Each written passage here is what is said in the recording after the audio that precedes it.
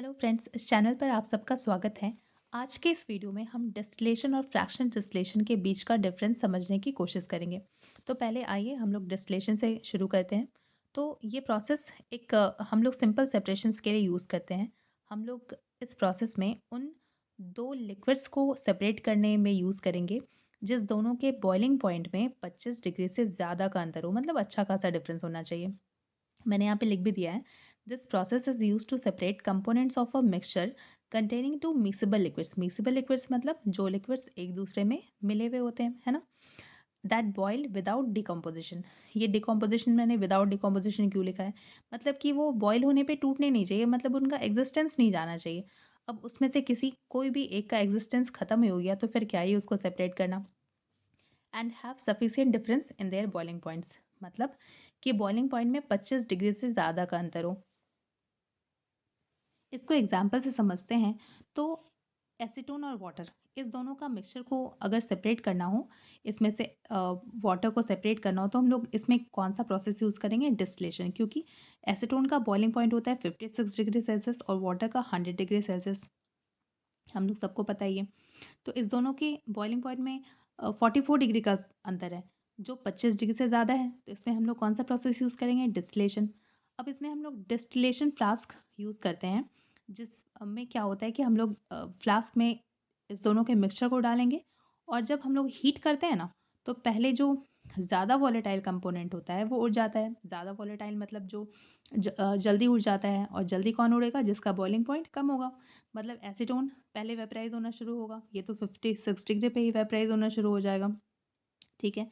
वो पहले डिस्टिल हो जाएगा, और उसके बाद वाटर जब 100 डिग्री तक उसका तापमान जाएगा, उसका टेम्परेचर जाएगा, फिर वाटर वेपराइज़ होना शुरू होगा। उसके बाद हम लोग उसको कंडेंस करके बाद में कलेक्ट कर सकते हैं।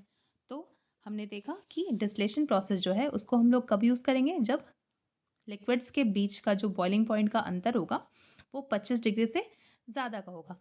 अब क्वेश्चन ये होता है कि अगर 25 डिग्री से कम का अंतर हो, उस केस में हम लोग कौन सा प्रोसेस यूज़ करेंगे? तो उस केस में हम लोग यूज़ करेंगे fractional distillation. Friends, fractional distillation distillation का ही एडवांस फॉर्म है। तो ये हम लोग कब यूज़ करेंगे? हम लोग mixtures with components having closer boiling points, जिस भी दो लिक्विड्स के बीच में जो अंतर होगा बॉइलिंग पॉइंट का वो 25 डिग्री से कम का होगा, उस केस में हम लोग फ्रैक्शनल डिस्टिलेशन यूज़ करेंगे। पर इसमें हम लोग डिस्टिलेशन फ्लास्क की जगह पर हम लोग फ्रैक्शनेटिंग कॉलम का यूज़ करेंगे। ये फ्रैक्शनेटिंग कॉलम एक जो ग्लास ट्यूब होती है, इसमें ना हम लोग ग्लास बीड्स डालते हैं। अब ग्लास बीड्स का क्या यूज़ होता है? ये एक्चुअली कूलिंग सरफेस एरिया को बढ़ा देते हैं। ये रिपीटेड डिस्टिलेशन और कंडेंसेशन में हेल्प करता है। अब जैसे हम लोग इसको एग्जाम्पल से समझते हैं। एग्जाम्पल है हमारे पास इथाइल अल्कोहल और एसीटोन का। इथाइल अल्कोहल का बॉइलिंग पॉइंट 78 डिग्री सेल्सियस होता है, 78, और एसीटोन का तो 56 डिग्री सेल्सियस होता है। इन दोनों के बीच में कितना कम अंतर है? तो ये जो क्लोज़र बॉइलिंग पॉइंट का डिफरेंस है, इसलिए हम लोग इसको किस मेथड से सेपरेट करेंगे? हम लोग इसको फ्रैक्शनल डिस्टिलेशन से सेपरेट करेंगे। इस प्रोसेस में क्या होता है? रिपीटेड डिस्टिलेशन और कंडेंसेशन होता है।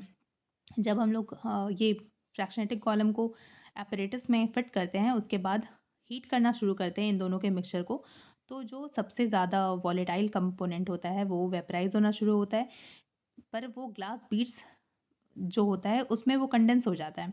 इसका यही काम है, क्योंकि ये सरफेस एरिया को बढ़ा देता है, कूलिंग सरफेस एरिया को। और ये प्रोसेस जो बार-बार होता है, डिस्टिलेशन और कंडेंसेशन, इसके ही वजह से हम लोग उन 2 लिक्विड्स को भी सेपरेट कर पाते हैं जिनके बॉइलिंग पॉइंट में 25 डिग्री से कम का अंतर होता है। So I hope this topic is clear to all of you. अब आप सब मुझे कमेंट में ये बताइए कि अगर हमें किसी गैस को एयर से सेपरेट करना हो तो उसमें हम लोग कौन-सा मेथड यूज़ करेंगे? Thank you.